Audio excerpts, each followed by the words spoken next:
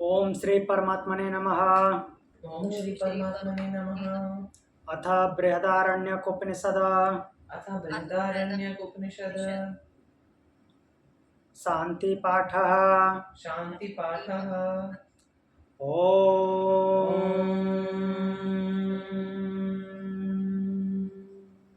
पूर्णमदा पूर्णमदा पूर्णमिदं पूर्णमिदं पूर्णात् पूर्णमुदच्यते पूर्णात् पूर्णमुदच्यते पूर्णस्य पूर्णमादाय पूर्णस्य पूर्णमादाय पूर्णमेवावशिष्यते। पूर्णमेवावशिष्यते।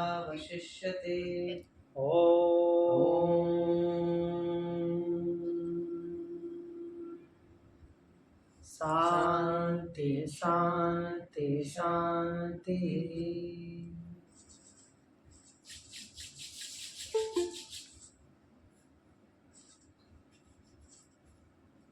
तो चलिए हम मूल पाठ पे चलते हैं।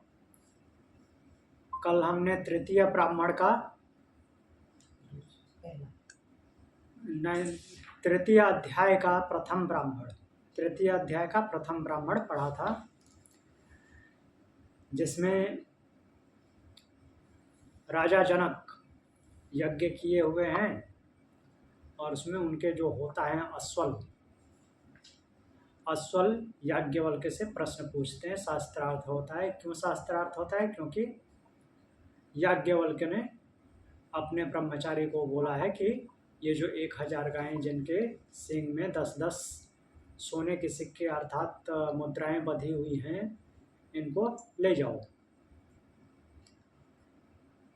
तो इस पे उनसे विवाद हो जाता है। तो सबसे पहले अश्वल प्रश्न पूछते हैं। याज्ञवल्क्य ये भी बोलते हैं कि मैं इस सभा के सर्वश्रेष्ठ ब्रह्मविद को प्रणाम करता हूँ, लेकिन मुझे तो गौएं चाहिए थी, इसलिए ले जा रहा हूँ। तो इसी बात पे उनको श्रेष्ठ ब्रह्मवेत्ता सिद्ध करने के लिए शास्त्रार्थ शुरू हो जाता है। तो अश्वल का कल प्रश्न पूर्ण हो गया था प्रथम ब्राह्मण में। अब हम द्वितीय ब्राह्मण पे चलते हैं। द्वितीय ब्राह्मण पे आते हैं। उसमें जो प्रश्न करता है उनका नाम है आर्तभाग। चलिए ये द्वितीय ब्राह्मण आरंभ करते हैं। अथ तृतीयोऽध्याय द्वितीयं ब्राह्मणम्।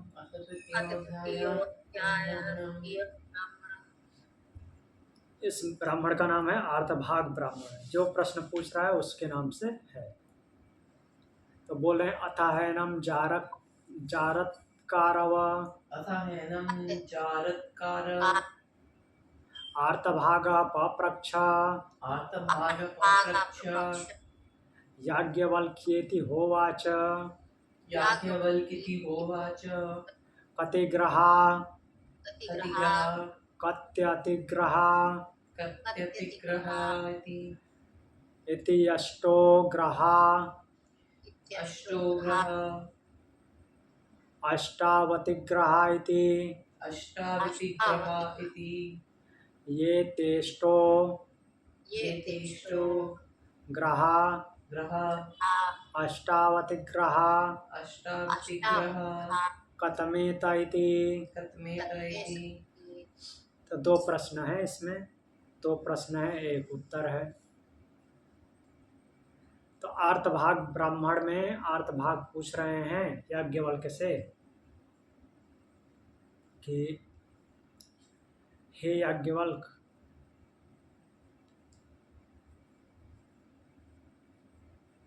याज्ञवल्क्य से पूछ रहे हैं कि ग्रह कितने हैं और अतिग्रह कितने हैं। कितने ग्रह हैं और कितने अतिग्रह हैं। तो याज्ञवल्क्य उत्तर देते हैं 8 ग्रह हैं और 8 अतिग्रह हैं। यहाँ पे उपग्रह की बात नहीं हो रही, अतिग्रह। तो फिर आर्तभाग पूछते हैं कि जो 8 ग्रह और 8 अतिग्रह हैं वो कौन कौन से हैं। ठीक है, आपने उत्तर दे दिया 8 ग्रह हैं और 8 अतिग्रह हैं। तो 8 ग्रह और 8 अतिग्रह कौन कौन से हैं? अतिग्रह क्या होता है? हाँ बताते हैं, वो क्या बोलते हैं देखते हैं। तो आप बोल रहे हैं सेकंड मंत्र, प्राणो वै ग्रह प्राणो वे ग्रह सो अपानेनातिग्राहेण सो अपानेनातिग्रहेण गृहीतो अपानेन हि गृहीतो अपानेन हि गन्धान् जिघ्नति गन्धान् जिघ्नति जिघ्रति। जिघ्रति। तो बोल रहे हैं याज्ञवल्क्य को उत्तर देते हैं, क्या उत्तर देते हैं कि प्राण ही ग्रह हैं,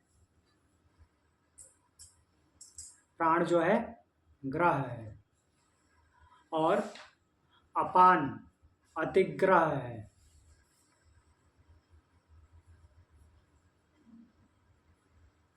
क्योंकि वह अपान ही है जिसकी वजह से स्मेल आती है, मीन्स गंध का अनुभव करता है प्राणी। तो प्राण ग्रह है और अपान अतिग्रह है। अतिग्रह का मतलब क्या है वर्ड का? हाँ, ग्रह और अतिग्रह, ग्रह का मतलब है कि जो पकड़े, ठीक, जो पकड़ने का काम करे, अर्थात किसी भी क्षेत्र में आपकी पकड़ बनाए, वो ग्रह है। और अतिग्रह जो उसके विषयों का अनुभव करा दे, वो अतिग्रह है।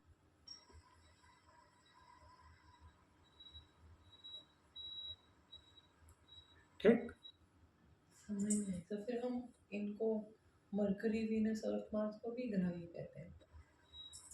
हाँ, वो ग्रह प्रकृति मीन्स ब्रह्मांड में है, जो हमने नाम दिया है। हाँ, उसका भी संबंध है, इनसे है, बट यहाँ पे डायरेक्टली बोल रहे हैं ग्रह, ग्रह जो आपकी पकड़ बनाता है किसी क्षेत्र में, वो ग्रह है। ग्रह मीन्स पकड़ना। और अतिग्रह जो कि हमारे पिंड हैं, वो भी तो ज्योतिष में उसी नाम से आते हैं। तो जैसे कि इस ग्रह की दशा आप पे चल रही है, ऐसा बोलते हैं, अर्थात वो ग्रह ने, वो उस ग्रह से आपका पकड़ाव है, लगाव है।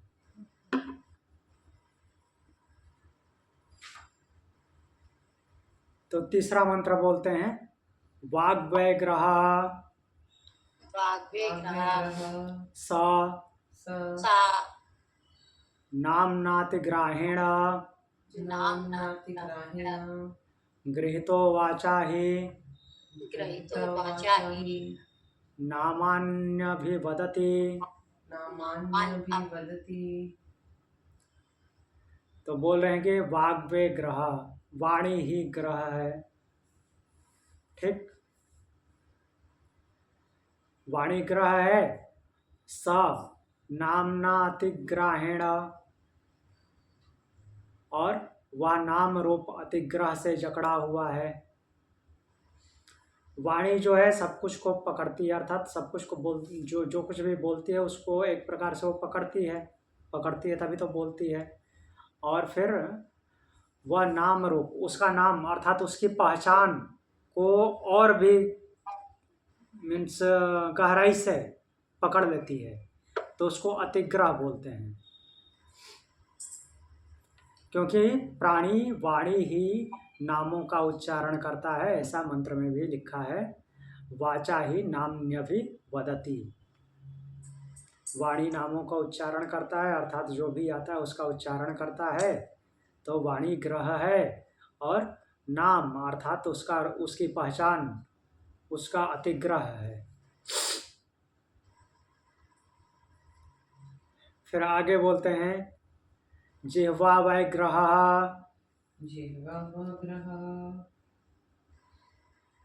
स रसेनातिग्रहेण गृहीतो जिह्वा हि रसान्विजानाति।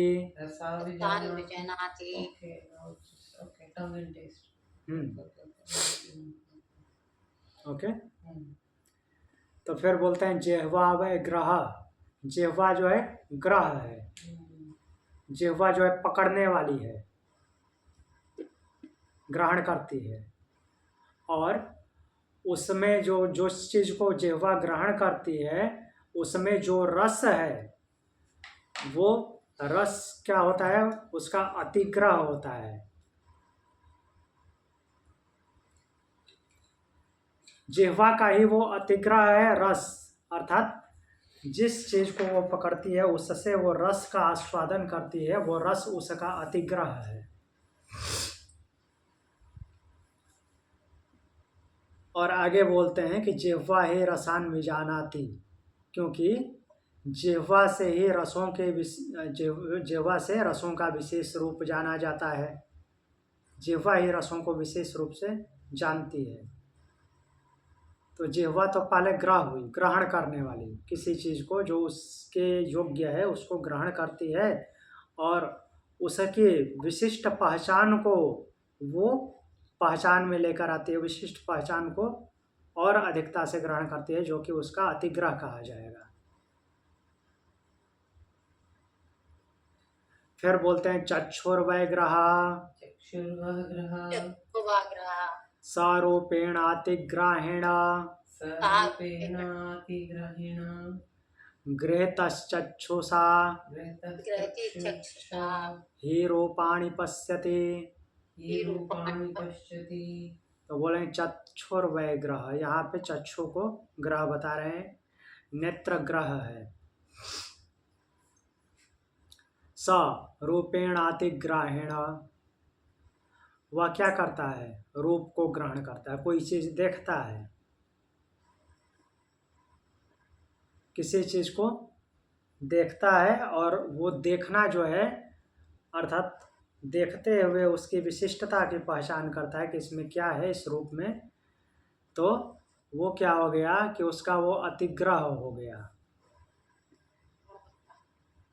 रूप के बारे में जानकारी लेना मीन्स जानना, उस नेत्र का अतिग्रह हो गया। नेत्र ग्रह है, नेत्र पहले ग्रहण करेगा और उस रूप की जानकारी लेना वो उसका अतिग्रह हो गया, क्योंकि प्राणी चक्षु से ही रूप को देखता है, ऐसा बोल रहे हैं। आगे बोलते हैं श्रोत्रम वैग्रह श्रोत्रं वैग्रहः सशब्देनतिग्राहेण सशब्देनातिग्रहेण गृहीतः गृहीतः श्रोत्रेण ही शब्दान् शृणोति। श्रोत्रेण हि शब्दान् शृणोति।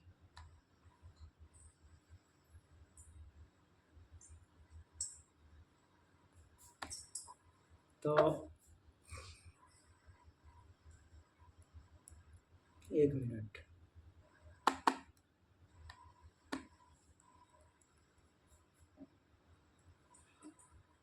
तो यहाँ पे बोल रहे हैं कि श्रोत्र ग्रह है। श्रोत्र मतलब श्रोत्रेंद्रिय, कान, ये ग्रहण करता है शब्दों को।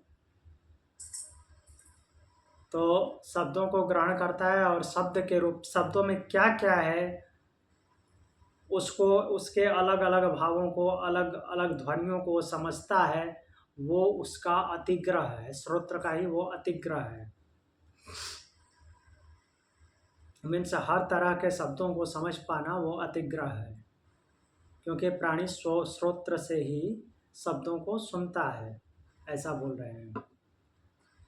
फिर अगला मंत्र बोल रहे हैं मनोवैग्रह मनोवैग्रहः सकामेनातिग्राहेण सकामेनातिग्राहिण गृहीतो मनसा ही गृहीतं मनसा हि कामान कामयते। कामान् कामयते। अब बोल रहे हैं कि मन ग्रह है, मन ही ग्रह है। मन क्या करता है, ग्रहण करता है। अब क्या ग्रहण करता है, कामनाओं को। कामनाओं को अलग अलग मीन्स अलग अलग कामनाओं को अलग अलग रूप में ग्रहण करना उसका अतिग्रह हुआ। अलग अलग कामनाओं को वो ग्रहण करता है और उससे यह जीवात्मा जकड़ा जाता है, तो वो अतिग्रह हुआ, क्योंकि प्राणी मन से ही इच्छाओं की मीन्स जो भी इच्छाएं उठती हैं उनकी कामना करता रहता है। ऐसे बोल सकते हैं कि मन कामनाएं करता है और वो उन कामनाओं को वो ग्रहण करता है। फिर आगे बोलते हैं हस्तौ वैग्रह हस्तो वैग्रह सकर्मणा सकर्मणा अतिग्राहेण अतिग्राहेण गृहीतो गृहीत हस्ताभ्याम ही कर्म करोति। हस्ताभ्यां हि कर्म करोति। तो बोले हस्त ही ग्रह, हस्तौ वै ग्रह मीन्स हाथ ही ग्रह है, हाथ ग्रहण करता है। क्या ग्रहण करता है? कर्मों को। स कर्मणा अतिग्राहेण गृहीतो, और जब अलग अलग कर्मों को करता है तो अलग अलग कर्मों के द्वारा वो बढ़ता जाता है, तो वो उसका अतिग्रह हुआ, क्योंकि प्राणी हाथों से ही कर्म करता है।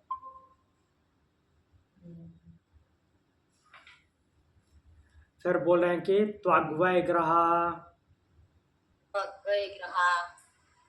सस्पर्शेनातिग्रहेण संस्पर्शेनातिग्रहेण गृहीतस्त्वचा हि गृहीतस्त्वचा हि स्पर्शान् वेदयत स्पर्शान् वेदयत इत्येतेष्ठो इत्येतष्टो ग्रहा ग्रह अष्टावतिग्रहा। अष्टावतिग्रह। तो बोल रहे हैं कि त्वग्वै ग्रह, त्वचा ही ग्रह है। त्वचा स्किन ग्रह है। सस्पर्शेनातिग्रहेण गृहीतस्त्वा ही स्पर्शान वेदयत। तो वह स्पर्श, उसका जो स्पर्श करना है मीन्स स्पर्श की पहचान, स्पर्श से जो कुछ भी पहचान करता है वो अतिग्रह है। तो अलग अलग स्पर्शों से वो फिर बधता जाता है, उसी को अतिग्रह कहा जाता है, क्योंकि प्राणी त्वचा से ही स्पर्श करता है। फिर बोल रहे हैं कि इत्येतेष्टौ ग्रहा अष्टावतिग्रहा, ये 8 ग्रह हैं और 8 अतिग्रह हैं। ठीक, जो ग्रहण करते हैं और जो उनके विषय है। तो 8 ग्रह 8 अतिग्रह कौन कौन से बताए हैं देख लेते हैं। प्राण और अपान। पहले है प्राण। ठीक, प्राण है। अपान उसका जो है अतिग्रह है, क्योंकि प्राण जो है, प्राण मतलब मुख्य प्राण। वाणी, तीसरा जिह्वा, चौथा नेत्र, पांचवा श्रोत्र, छठा मन, सातवां हस्त हाथ और 8वां त्वचा। तो इतने ग्रह और उनके जो विषय हैं जिनकी वो पहचान करते हैं, जिनके द्वारा जकड़े जाते हैं, वो अतिग्रह हो गए।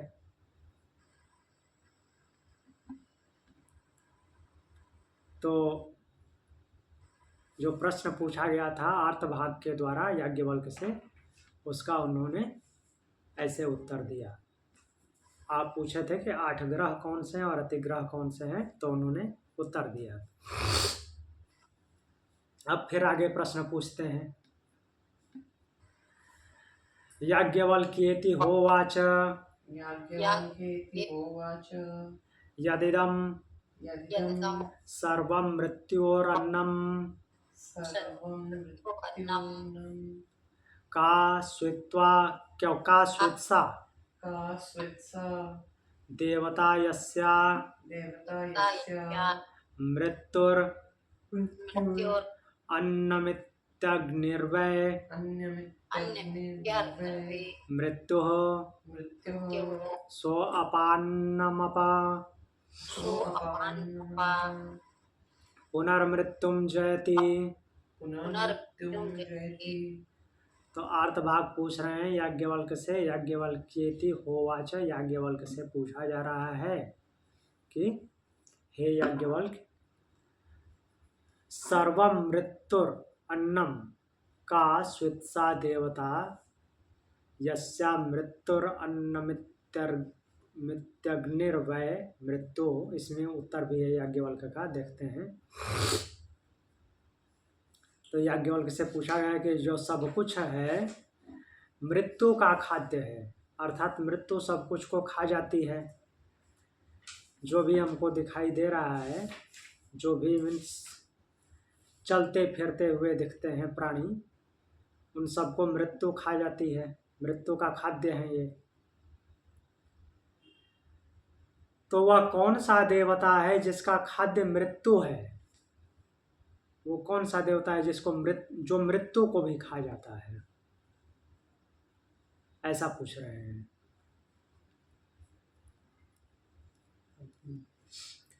मृत्यु तो सबको खा जाता है, लेकिन कौन सा देवता है जो मृत्यु को खा जाता है? तो याज्ञवल्क्य उत्तर देते हैं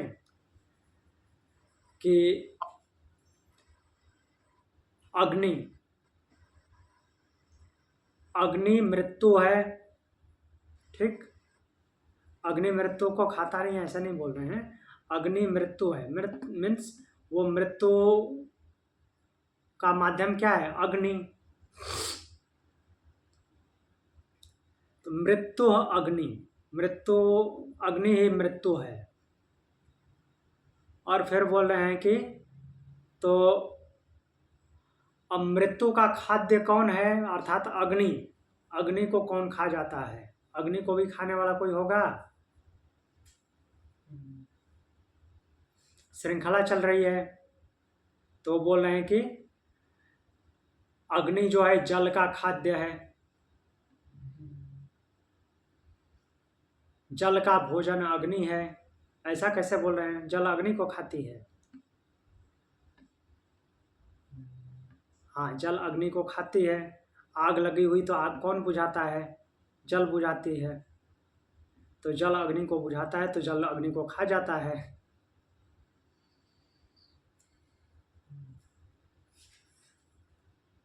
सो अपाम अपाम अन्नम पुनर्मृत्यु जयति। इस प्रकार ज्ञान से पुनर्मृत्यु का पराजय होता है। मीन्स इस प्रकार के ज्ञान होने से कि मृत्यु सबका भोज्य पदार्थ है। मीन्स सबका भोज्य पदार्थ नहीं, सब कुछ मृत्यु का भोज्य है, सब कुछ मृत्यु का भोजन है। और मृत्यु जो कि अग्नि मृत्यु का माध्यम है, तो अग्नि मृत्यु का माध्यम समझना है। इसका मतलब ये नहीं कि जो है डेड बॉडी को अग्नि में जला दिया जाता है तो इसलिए बोला जा रहा है कि मृत्यु का माध्यम अग्नि है। बहुत सारे लोग नहीं जलाते हैं, लेकिन वो अग्नि जो हीट है उसी की वजह से डिजेनरेशन हो रहा है बॉडी का, उसी से क्षय हो रहा है। तो इसलिए अग्नि को मृत्यु बोला गया है। और जो अग्नि को खा जाता है वो जल है, जल का खाद्य अग्नि है। और इस प्रकार से ज्ञान हो जाए तो फिर पुनर्मृत्यु का पराजय हो जाता है, अर्थात जन्म मरण के बंधन से मुक्त हो जाते हैं। ये जो मृत्यु का भय है वो खत्म हो जाता, समाप्त हो जाता है। ये समझ में आ जाता है कि ऐसे ही श्रृंखला चल रही है। तो इसलिए पुनर्मृत्यु का पराजय हो जाता है, अर्थात बार बार जन्मने और मरने का भय समाप्त हो जाता है।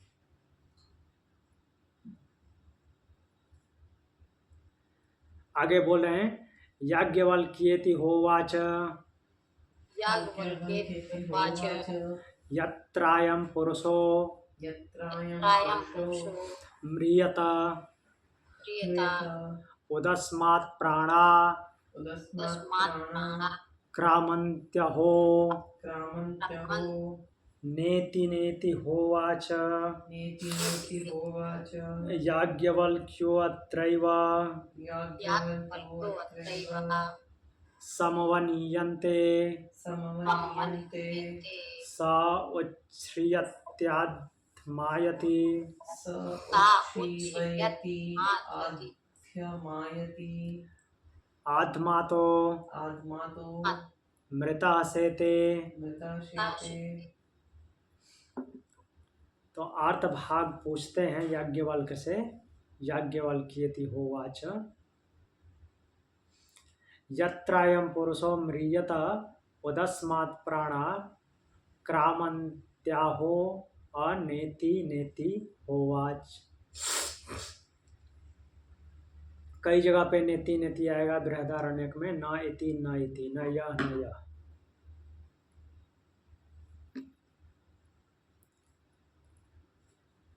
तो एक्चुअली नेति नेति के माध्यम से आत्म तत्व और उस मीन्स आत्म तत्व और ब्रह्म का वर्णन किया जाता है।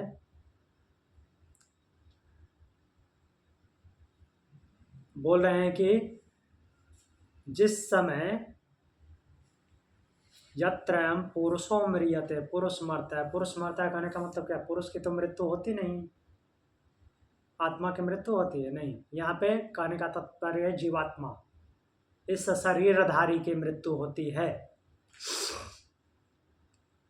यह शरीरधारी मरता है उस समय क्या बोल रहे हैं कि उदस्मात् प्राणा क्रामन्त्याहो तो बोल रहे हैं कि उस समय इन प्राणों का उत्क्रमण होता है या नहीं। उत्क्रामन्त्याहो नेति नेति होवाच याज्ञवल्क्य त्रैव।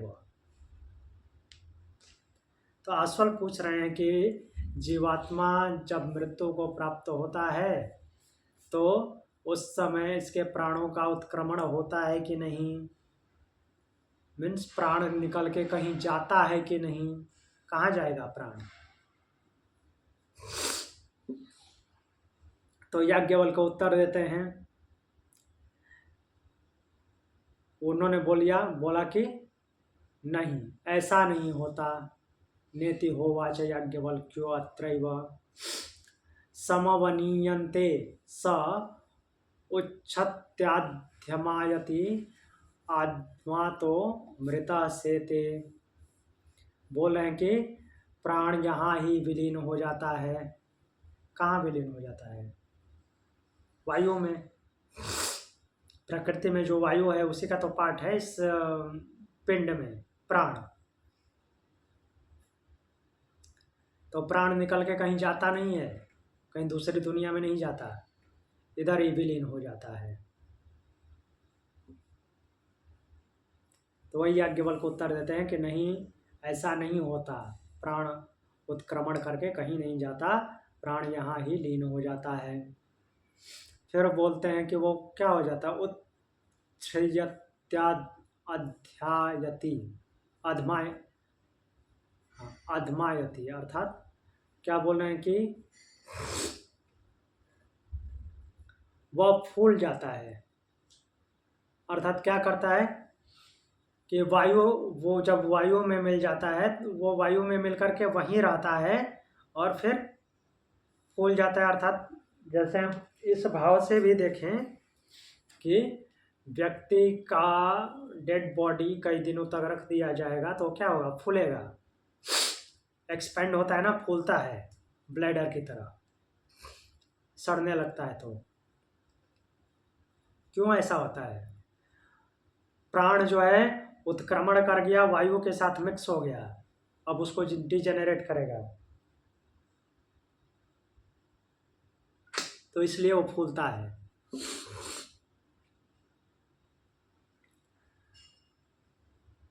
और वो अब वहाँ पे प्राण जो फंक्शन कर रहा था हर चीज़ को, वो वैसे नहीं रहता, वायु के रूप में हो करके वो मृत्यु के साथ रहता है, अर्थात मरे हुए जीवात्मा के साथ रहता है।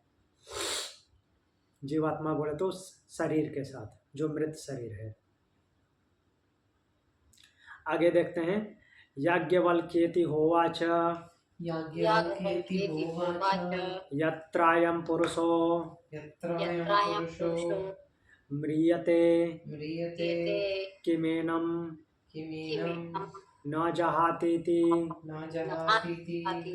नामेत्यनन्तं वै नामानन्ता विश्वे देवा अनन्तमेव स तेन लोकं जयति।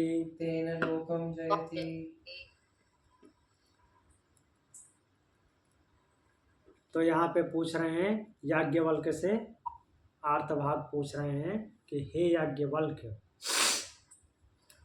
यत्रायं पुरुषो म्रियते किमेति न जहातीति, जिस समय यह जीवात्मा मृत्यु को प्राप्त होता है, मरता है, तो उस समय इसे क्या नहीं छोड़ता, क्या ऐसा है जो इसके साथ रहता है, वो इसको छोड़ के नहीं जाता। कोई प्राणी की मृत्यु हुई तो उससे तो सब कुछ चला जाता है, यहाँ तक कि प्राण भी वायु में विलीन हो गया, ऐसा बताया ना अपने पिछले मंत्र में, वायु के साथ वो विलीन हो गया, वहीं पे वो कहीं जाता नहीं है, वो वायु में विलीन हो जाता, वो प्राण के रूप में वहाँ पे वो नहीं रहता। बट ऐसा क्या चीज है जो उसको छोड़ के नहीं जाता? कहने का तात्पर्य है, क्या वो डेड बॉडी को पकड़ के रखता है कि मैं इसी में चिपका रहूँगा? नहीं। मीन्स उस डेड बॉडी के साथ, वो डेड बॉडी के माध्यम से वो जिन जिन लोगों से पहले मिलता था, जिन जिन लोगों के साथ व्यवहार करता था, उसी के माध्यम से वो चीज़ें उसके नाम पे बनी रहती हैं। ऐसा होता है। तो वही बोल रहे हैं, पूछ रहे हैं याज्ञवल्क्य से कि ऐसा क्या है जो उसको नहीं छोड़ के जाता, नहीं छोड़ता है। तो याज्ञवल्क्य बताते हैं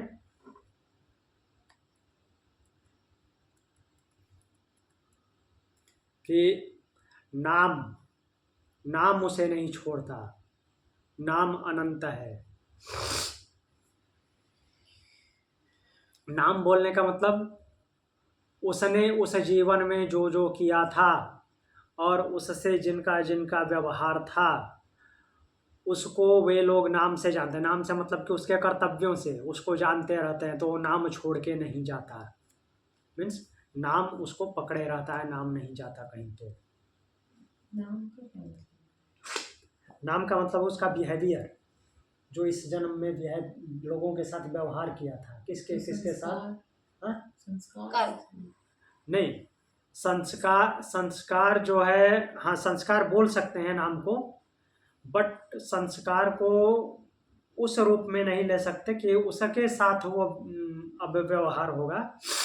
यहाँ पे नाम शब्द इसलिए लिया गया है कि वो केवल लोग जानते हैं। हम संस्कार को लेंगे कि संस्कार नहीं जाता, ऐसा नहीं हो सकता। संस्कार नहीं जाएगा तो फिर उसका पुनर्जन्म नहीं होगा, तो संस्कार चला जाता है। हाँ, संस्कार उसके साथ जाएगा, सूक्ष्म शरीर के साथ, बट उसकी वो यादें, उन मीन्स वो व्यवहार जो किया है उन संस्कारों के साथ, तो वो यादें बनी रहती हैं लोगों के बीच में, उसी को नाम बोला गया है। वो लोग याद करते रहते हैं तो कि ऐसे किया था, ऐसे किया था। अगर हम किसी के साथ खड़ूस होंगे तो हमें खड़ूस ही याद रखेंगे। हाँ अच्छा, खड़ूस नहीं बनना चाहिए। हाँ, कुछ पूछ रही थी आप? नहीं, ठीक है। तो बोलते हैं कि नाम नहीं छोड़ता उसको। संस्कार तो जाएगा ही, क्योंकि संस्कार से ही उसका दूसरा जन्म होगा, अगला जन्म होगा, या सूक्ष्म शरीर भी नहीं बचेगा तो मुक्त हो जाएगा। तो जब कोई पहचान ही नहीं बचेगी तो मुक्त हो जाएगा, और पहचान ही नहीं बचेगी तो फिर ये नाम भी, जो अच्छे अच्छे वो कर्म किए होंगे उनके प्रति वो नाम रहेगा। फिर धीरे धीरे लोग तो नाम भूल ही जाते हैं, कई पीढ़ी बीत जाती है तो। लेकिन बहुत सारे लोगों के नाम रहते हैं, बने रहते हैं। जैसे हमारे बीच में बहुत सारे लोग हैं जिनके नाम कई हजार वर्षों से चल रहे हैं। जिनके हमने अभी किए, ये तो पिछले चैप्टर में कितने लोगों के नाम किए थे। हाँ। तो देन ये तो आइडेंटिफिकेशन होगी ना नाम से। उनकी पहचान बनी रहती है।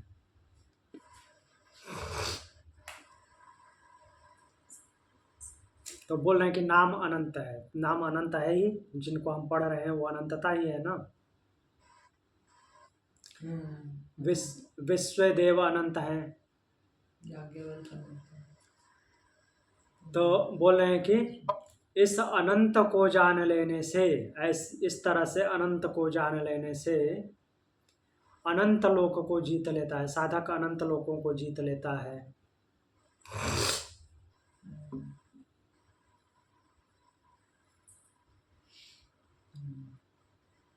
अर्थात कहने का तात्पर्य अनंत लोक मतलब कि अनंत प्रकार के जीवन को, हर एक जीवन को उसकी जानकारी हो जाती है कि हाँ यहाँ यहाँ ऐसे ऐसे होता है, उस भाव से वो जान लेता है। फिर आगे मंत्र बोलते हैं, याज्ञवल्क्येति होवाच यत्रास्य पुरुषस्य मृतस्याग्निं वाग्यप्येति वातं प्राणश्चक्षुरादित्यं मनश्चन्द्रं दिशः श्रोत्रं पृथ्वीं शरीरं आकाशं आत्मौषधि लोमानि वनस्पतिं केशा अप्सु लोहितं च रेतश्च निधीयते क्वायं तदा पुरुषो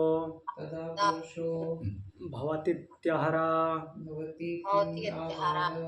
सौम्य हस्तं आर्तभागेति होवा आचावामे वैस्तस्य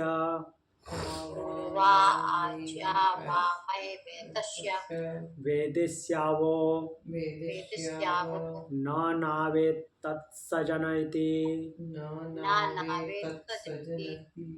तौ होत्क्रम्य मन्त्रयां चक्राते तौ ह यदुचतुः कर्म हैव तदुच्चतुरथ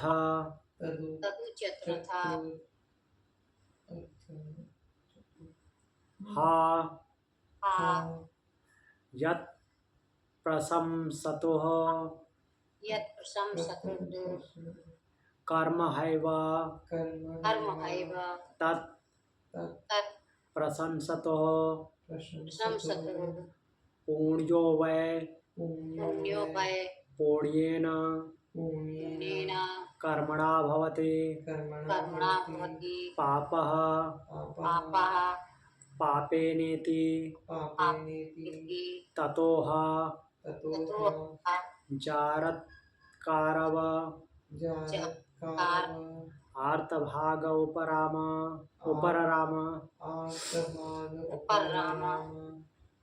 तो देखते हैं अब क्या पूछते हैं।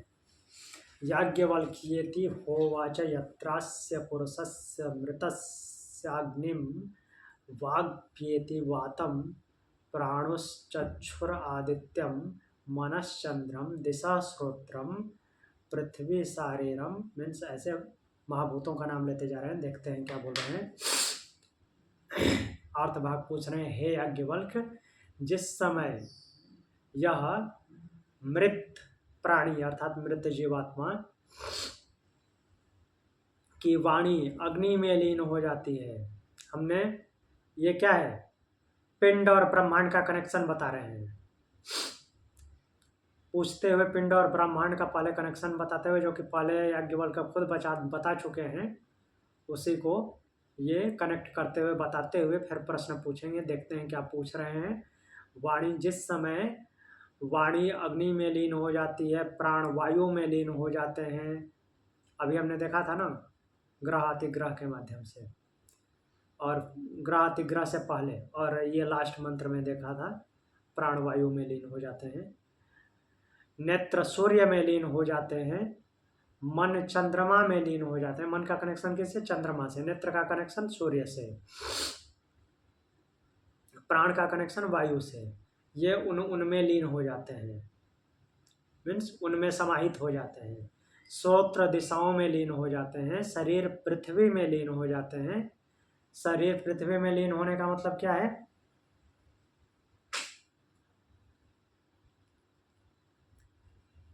ये शरीर तो पंच महाभूतों से बना है, लेकिन दृश्य रूप में क्या है? स्थूल रूप में हमको क्या पता चलता है?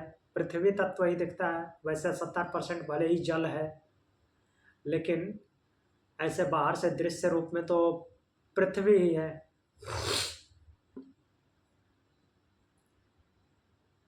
तो शरीर पृथ्वी में लीन हो जाता है, इसलिए मृत शरीर को हम क्या बोलते हैं? पार्थिव शरीर, जो कि पृथ्वी तत्व से मुख्य रूप से बना हुआ है।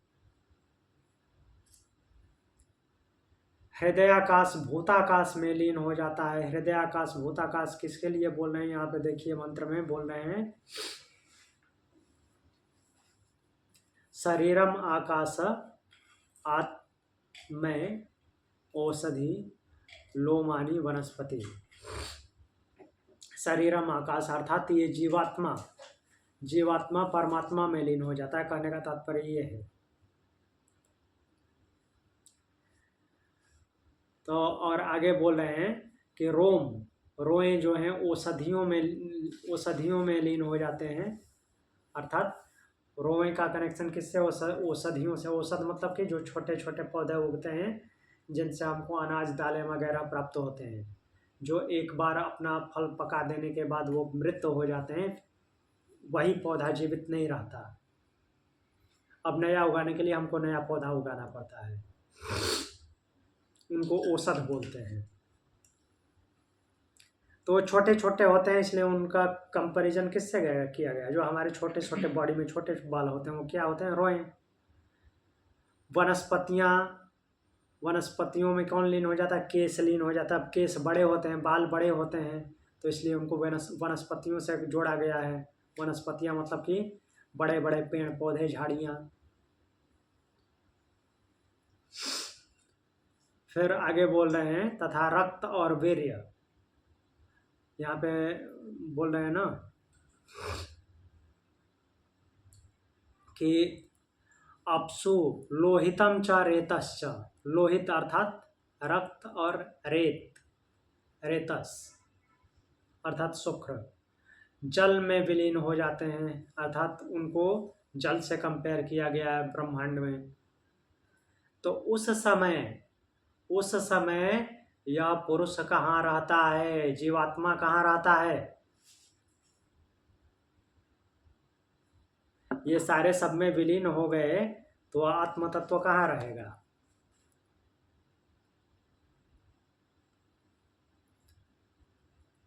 फिर बोलते हैं, याज्ञवल्क्य क्या उत्तर देते हैं? हे सौम्य आर्त भाग, यही बोले हैं ना, पुरुषो भवतीत्यहर। यह पुरुष कहाँ रहता है? तो बोल रहे हैं सौम्य हस्तम आर्तभागेति होवाचा वामे वैतस्य वेदिष्यावो न नावे तत्सजनैति। तो फिर बोल रहे हैं कि हे सौम्य आर्तभाग, तुम मुझे अपना हाथ पकड़ाओ, हम दोनों चल करके एकांत में बात करेंगे इसके बारे में।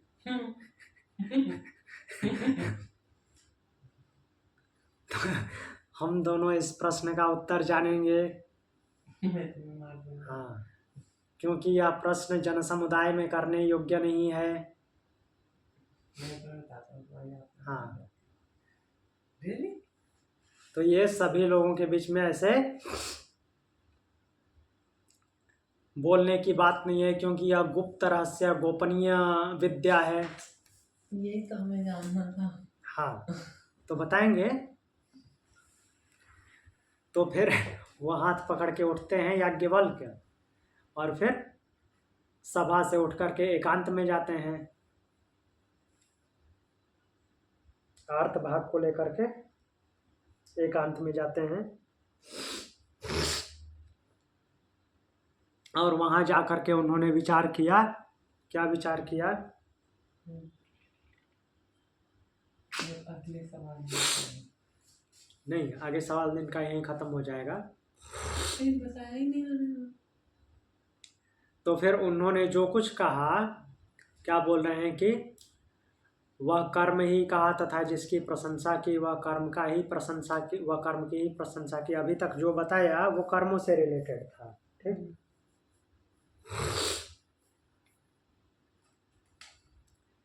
फिर क्या हुआ?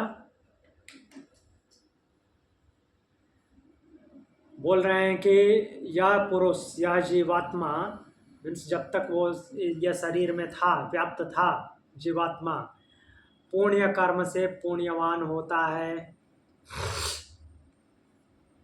यही पूछा है ना, जीवात्मा कहाँ रहता है? जब यह शरीर मर जा, मीन्स यह जीवात्मा का शरीर मृत्यु को प्राप्त हो जाता है, तो वो जीवात्मा रहता कहाँ है?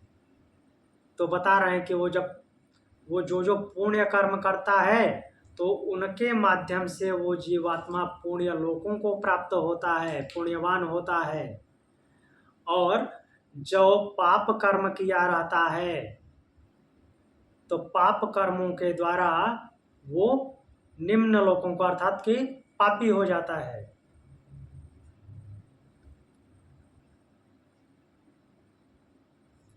पापी हो जाता है अर्थात निम्न लोकों को प्राप्त करता है। तो ये जीवात्मा क्या करता है? सूक्ष्म शरीर के साथ, कहने का तात्पर्य है कि यह जीवात्मा सूक्ष्म शरीर के साथ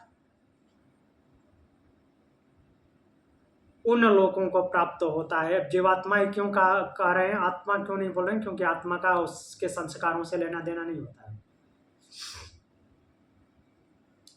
तो बात हो रही है जीवात्मा अर्थात सूक्ष्म शरीर के साथ जो है, तो सूक्ष्म शरीर के माध्यम से वो पुण्य लोकों को प्राप्त होता है और पाप लोकों को प्राप्त होता है। पुण्यवान होता है और पापी होता है, यही दो प्रकार का होता है वो। तो ये उनको उत्तर दे दिए। ये तो हमें पता है। हाँ, तो यही था। कुछ नया तो बताया नहीं, इतना घुमा घुमा। हाँ, बोले कि इसका, हाँ, इसका उत्तर हम एकांत में जानेंगे।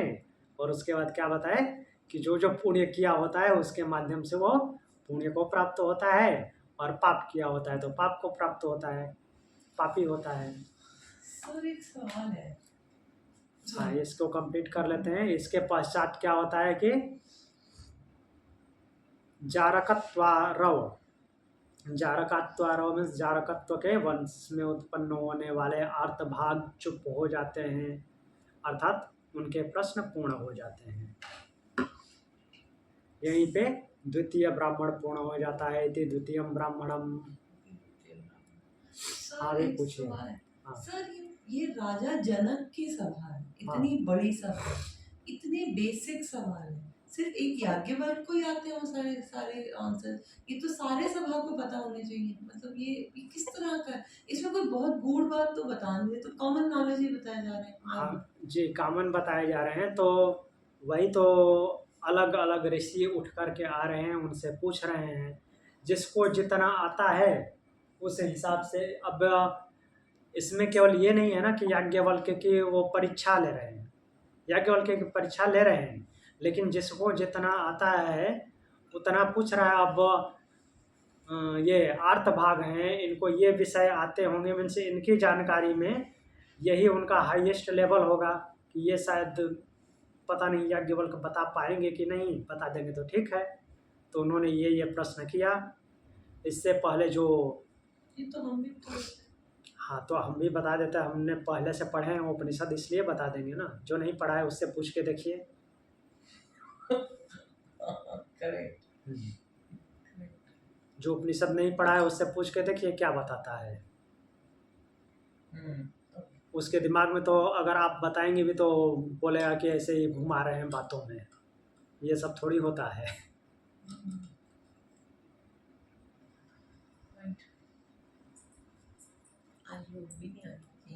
ठीक है, तो और कुछ पूछना है? आज की कक्षा यहीं पे पूर्ण करते हैं। प्रणाम। ओम शांति। ओम शांति।